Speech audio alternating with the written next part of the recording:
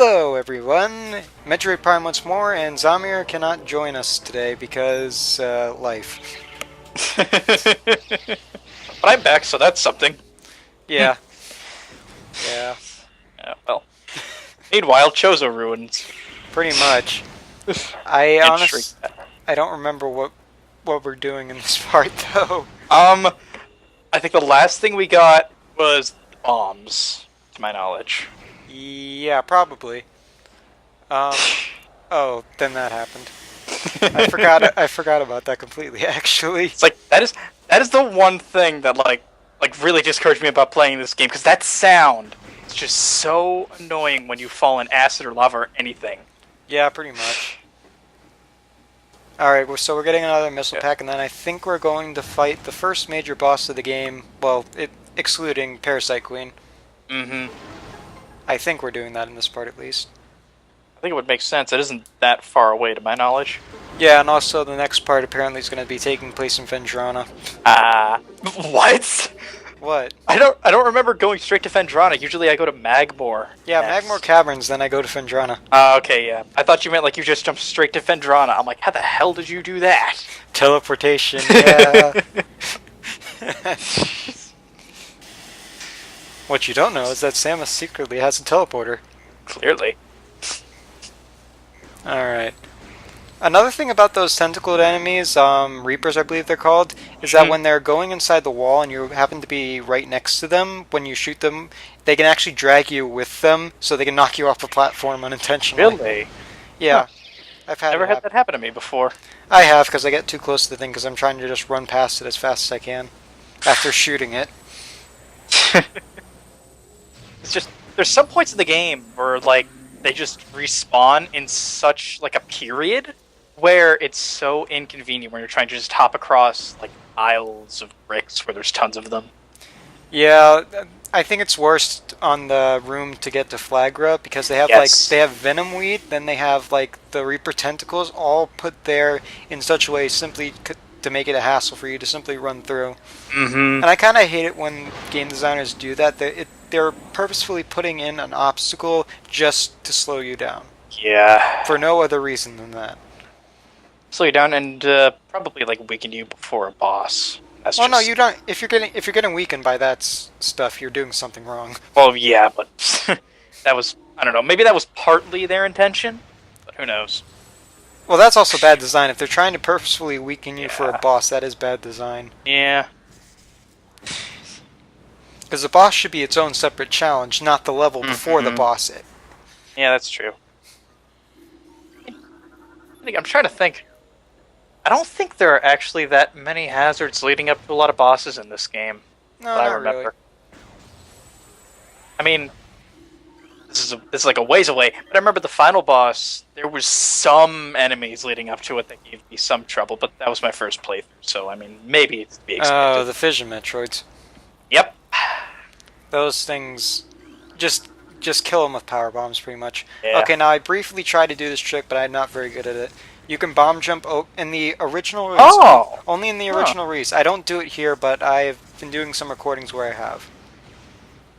Like, the part where we're at the penultimate boss, the part is so short that I just decided I'm going to randomly record some other bonus stuff. I'm going to start another playthrough, and just record, like, sequence breaky stuff. Mm-hmm. Yeah, it'll be funny. It's just going to be like a little montage, like, before Ridley. Pretty cool. Oh, and there's actually a song that I've actually been waiting to use for, like, montages specifically, and now I get to use it. It'll be hilarious now. Yay! Yeah, but that's all the way at part 19. I actually finished recording it today.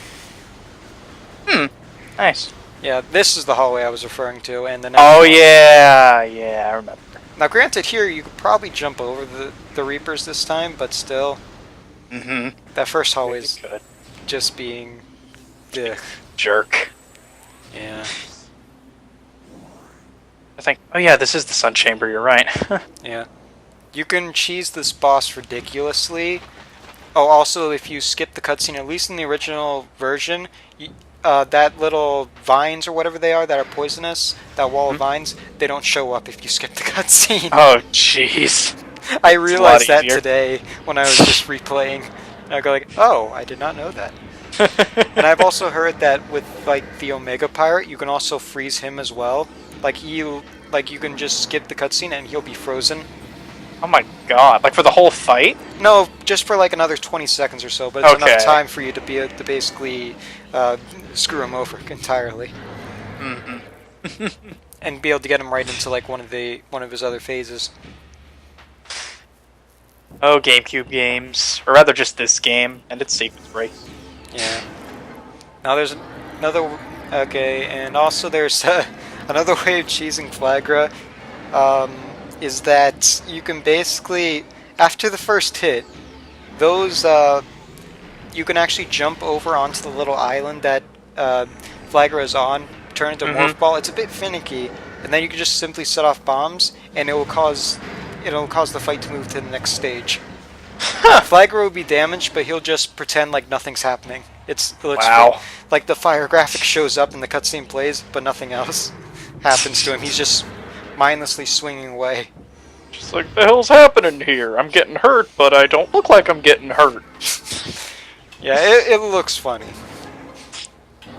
With the way that Flaahgra moves, I can imagine it'd be funny. Yeah. You can break this game in all sorts of ways. Also in this room, if you can be able to get out of bounds, you can actually be able to do this glitch, where you can basically give Samus what essentially amounts to moon gravity. Because you can basically, if you just lightly touch the water and then you jump back out, you'll be able to jump like you're on the moon or something. It's finicky to do, and also that's probably the fastest Flaahgra has knocked one of those things down. Yeah, jeez. I don't think I've actually ever seen it knock something down that quickly. I didn't either. I go like, oh, you bitch. It's like, no, screw that one in particular. Also, can we both agree that this boss is the reason why we'll never do Pokemon breeding? Mm-hmm. Somebody decided to leave a Venusaur and a Scyther in the daycare, and look what happened. I actually don't know if those two can actually breed or not. I don't think they can.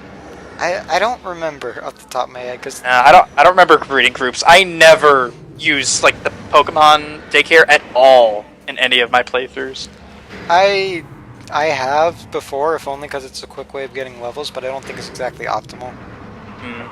I mean, it lowers, like, for competitive play it isn't good because it lowers their happiness, so if it's something like Chansey, it'll evolve slower, ironically as that is. Yeah. It also, I also remember why. If you over-level them, they won't listen to you because of badges. Yeah, because of badges. Yeah. Oh, I learned that the hard way. I thought that only really applied to, like, Pokemon that were, They were traded? yeah. I don't think so. I mean, maybe it was just a glitch because I did it in Emerald, and I put a Marstop in, and then I get it back. It's level, I think it was level 30 something, and I had only beaten the second gym, and it just wouldn't listen to me.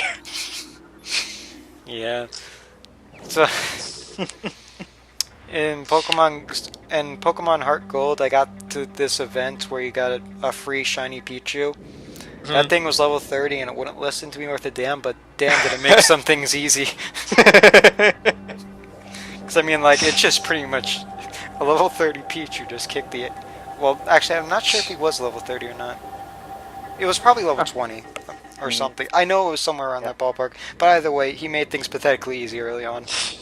By the way, I long for the day when we could put clothes on like she just did. Well, it's not that impressive, given that she's in essentially her T-model pose. I mean, but still. It looked cool as a kid, and it looks cool now. Yeah, it does. And also, we're not even an hour into the game in actual game time, and we already have pretty much everything and then some. It's kind of funny. Yeah, it is. I mean, you really don't see the point of losing the power-ups at the beginning when you're just getting almost all of it back immediately. And there we go, the Bomboos. Bomboos. Don't charge. Well, I mean, don't Yeah. charge your beam while nearby them. They will come towards you like a magnet.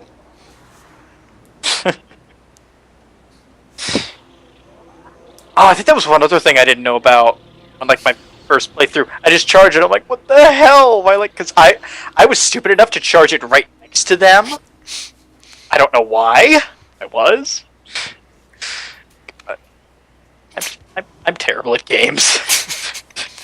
Well, I just read all I did was just read the scan logs. Yeah, that's another thing. I never scanned anything. I did. I just knew that it was probably going to be important, so I just scanned everything. I was like one of those kids that was like, oh, nobody reads anymore. Like whenever like there was a text-based game or something like that. So when I went to play something like oh, Super Mario 64 was fun in that regard because when I first got to Bowser, I was like, well, what the hell do I do here? I can't punch him, I can't jump on him. What do I do? And my brother looked at me, and he's like, you are probably the biggest idiot I've ever seen. Do you not read? I'm like, no. Reading is for losers. I remember saying that. Reading is for losers. And then I die. I go back out. And I'm just like, I got so pouty when I first beat him. I'm like, I don't want to ever read again. I like reading the stuff, if only because the lore is interesting. Oh, the lore is fantastic. Oh, also there's a retcon between this version and the Player's Choice version. Okay, now in the original NTSC, from what I've heard, I didn't actually check through all the logbooks just yet, but basically, the thing is that in the original version they said that that the Space Pirates found a Metroid inside the Phazon meteorite, and then the reason why Metroid Prime is what it is, because spoiler alert, Metroid Prime is the final boss. I guess I couldn't. I guess the title couldn't be obvious enough, but yeah, spoiler alert. Sorry. Anyway, Sorry, not sorry. Anyways, basically that then the Metroid was exposed to Phazon, too much of it, and then it broke out. It took some of the Space Pirates' weapons, which is why it has a missile launcher randomly, and then it goes and basically steals a bunch of their weapons. Again, why it has like Samus's beams by the end of the game. It has basically those effects, etc. So now afterwards they changed the log so that, because technically it didn't make sense that the Space Pirates somehow managed to pierce through Cho's own technology, because they made it. Because the Chos specifically made the thing that encased the meteorite so that nobody would get inside. So it didn't make sense that the Space Pirates somehow got in there and took the Metroid.